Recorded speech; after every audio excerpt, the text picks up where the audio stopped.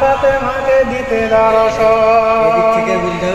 গিয়ে দেখে ও বেটিরা নবী বনমণি, বলে বলে বলো বেটি বলো দেখি শুনি, এ দুঃখ কেশ রক্ষ বেশ বদন বেহাল, কিসের কারণ বেটি আখি এত লাল? জবাবে ফাতেমা কহে আমিও ভাগিনী,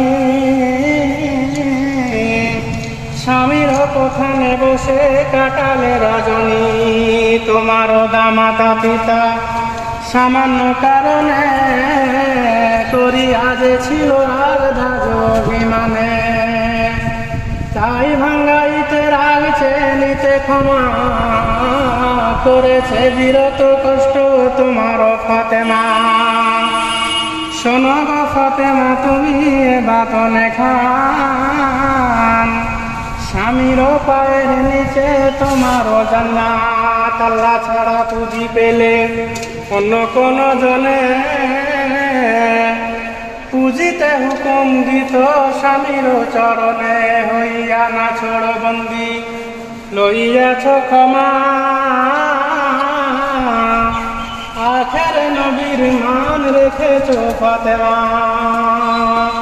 ক্ষমা না লইয়া যদি মরণ হত,